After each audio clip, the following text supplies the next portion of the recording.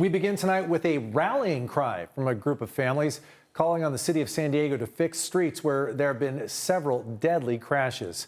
Good evening and thank you for joining us. I'm Carlo Cicchetto. And I'm Anna Laurel in for Marcella Lee. The families dubbed those streets the Fatal 15. Mayor Todd Gloria's proposed budget addresses 8 of those, but as CBS 8's Kirsten Holmes found out, these families and community groups want the city to fix what they call the 7 deadly leftovers. Kirsten joins us live downtown with more on their concerns. Kirsten?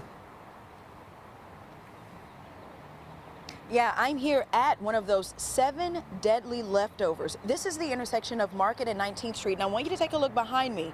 As you can see, there is a pedestrian crossing light. It has the hand up when it's time to stop, and the person lights up when it's time to go. But as you can see, this intersection is missing some of those signs. We talked to a widow and a mom who says, had this intersection had those lights and those signs and other enhancements, her husband and her twin's father might still be here today. I'm here for them. I want them to know that their mom has a voice and that we're advocating for this not to happen to other people. This is Katie Gordon with her late husband Jason and their twin baby girls Malia and Michaela. Jason was killed by a hit-and-run driver who stopped to get tacos moments after taking Jason's life. That driver has been sentenced, and now Katie and this group of families connected by tragedy fight to make San Diego's streets safer. 54% of all crashes in the city of San Diego are concentrated in 6% of the streets, and so fixing these will make a huge difference in saving lives. Laura Keenan lost her husband Matt in 2021. Matt was riding his bicycle before he was hit and killed by a wrong-way driver. The city of San Diego's proposed fiscal year budget for 2025 has money to fix 8 of what these families call the Fatal 15. But Laura says the city has to do more to protect San Diegans. We're not asking for a lot of money. We're asking for additional $700,000 to fix these remaining 7 intersections. It's a drop in the bucket. Robert Limon lives nearby. He says he knows exactly how deadly Market Street alone can be. I seen the buses hit, twist the car, and the old man flew up through the window. When the car, especially when they go down, going westbound towards downtown, it's a problem. Katie says simple enhancements to the 7 deadly leftovers across San Diego could go a long way to save lives. Having the digital crosswalk signs so that's not apparent on each intersection. Obviously there is zebra striping, but obviously making it more apparent with different reflection and color and just maintaining that. We reached out to the city of San Diego for comment on this story, but we still have not heard back. But because they are fixing 8 of the Fatal 15, we wanted to list for you the 7 deadly leftovers. They should pop up next to me right here. They are Claremont Mesa Boulevard, Rosecrans, Euclid, Mira Mesa Boulevard at Westview and Black Mountain Road, and Imperial, as well as Market Street. To see if you live near any of these 7 deadly leftovers, go to our website, cbs8.com, and click on this story. Reporting for CBS 8, I'm Kirsten Holmes. Back to you. You can appreciate their activism here, trying to get things safer for other pedestrians and cyclists. So when, Kirsten, are we going to find out if those 7 other streets left off the city's list, when will we find out if they are going to be included in the budget for next year? That is the big question. A lot of people are waiting for that. It will be June 10th when the city of San Diego City Council, when they get a chance to approve Mayor Gloria's budget, that's when we'll find out. So we'll be waiting for that date. Carlo? Thanks, Kirsten. This just into our newsroom, we're learning Governor Gavin Newsom has signed a bill that's delaying the phasing in of a $25 minimum wage for the state's lowest paid healthcare workers. It was supposed to take effect starting tomorrow. The new move will push back the wage hike a month and is now set to take effect July 1st. Tonight, disability workers are calling on Governor Newsom to reinstate pay raises for people who work with those with special needs in the state's budget. Hundreds of people rallied outside the California State Building downtown today. Now, the governor's state budget proposal delays the pay raises for disability workers until 2025. People at today's rally say workers who care for those with special needs are already underpaid, and places where they work are severely understaffed. They say the governor's budget proposal will make those problems worse. New tonight, a rolling strike by unionized academic workers across the UC system expands to more campuses next week, including UC San Diego. The strike comes in response to the University of California's handling of pro-Palestinian protests at various campuses. This is video from the picket line at UCLA earlier this week. The wave of strikes started at UC Santa Cruz. Now, United Auto Workers 4811, which represents 8,000 academic workers at UCSD, says its members will join picket lines on campus starting Monday morning. San Diego Gas and Electric is donating a new drone to the San Diego Police Department.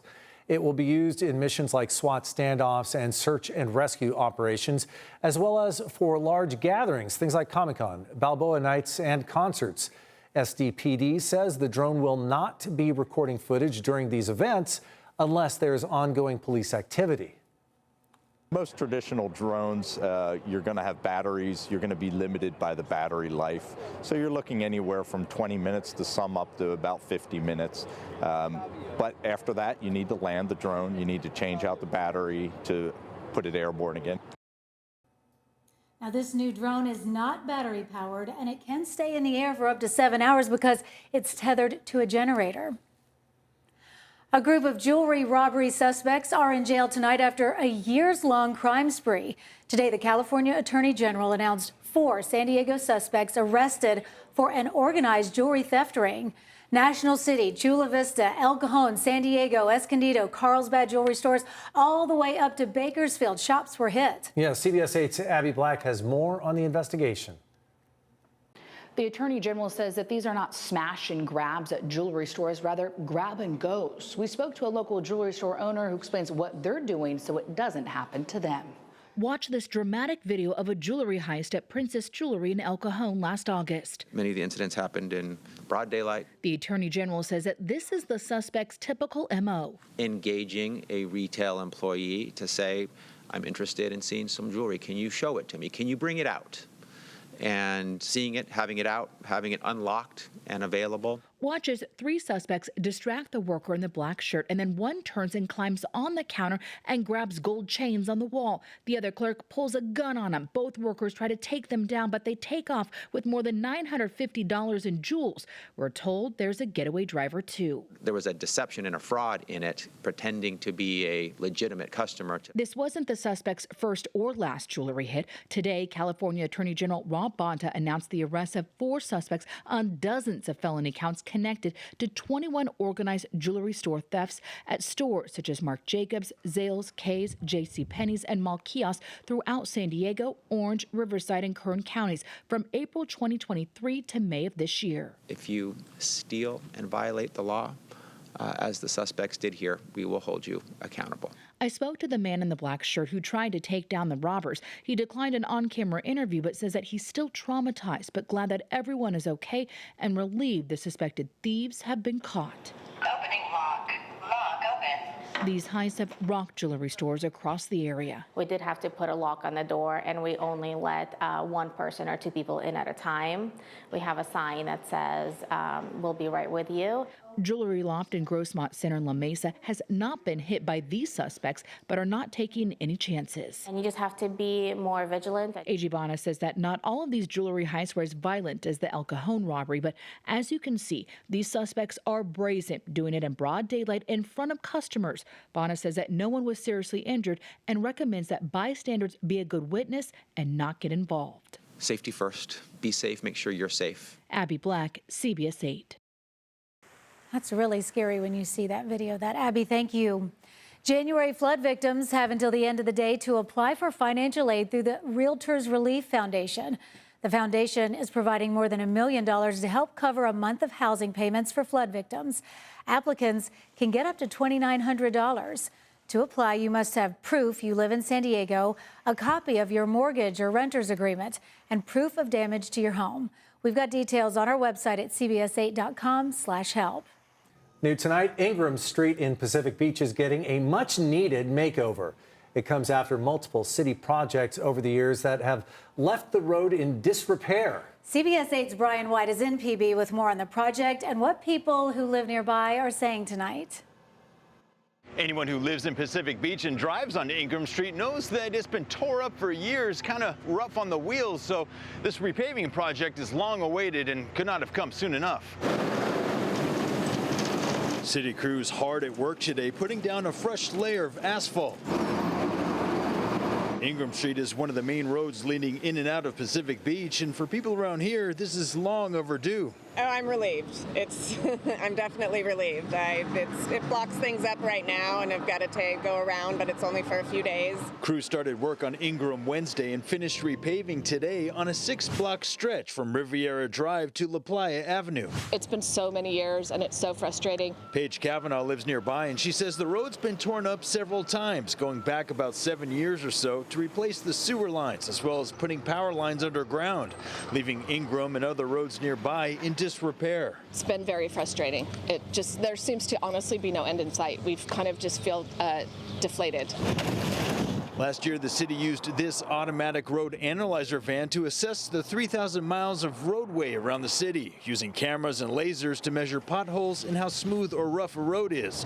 Turns out, Ingraham Street ranked one of the worst. This is one of those that rated very low on that score, and one of the ones that we prioritized to get fixed. Jose Izeo with the city of San Diego says so far this fiscal year, they've fixed more than 60 miles of roadway. And starting July 1st on the new budget cycle, they have more than $104 million set aside for overlay projects like this. I am very happy to see it happening. I hope it happens on all the streets eventually. So, yes, it's a great thing. Crews will add finishing touches like striping and curb repairs in the coming weeks, which may cause a few traffic delays at times. And after that, they'll move on to some side streets in the area, including Riviera Drive. All of our streets are in poor condition, which I know is happening everywhere, but ours are in bad shape, so I'm glad to see it improved.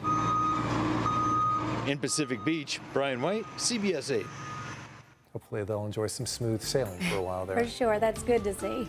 California launches its first ever Adopt a Pet Day. Details on that still ahead. Plus, why Vice President Kamala Harris was in America's finest city this afternoon. And later, a San Diego high school coach's Olympic effort to raise money to fight breast cancer. And that pesky marine layer, boy, it kept things cool at the coastline. Plenty of sunshine inland and pleasant temperatures. I'm meteorologist Sean Stiles. I've got your microclimate forecast.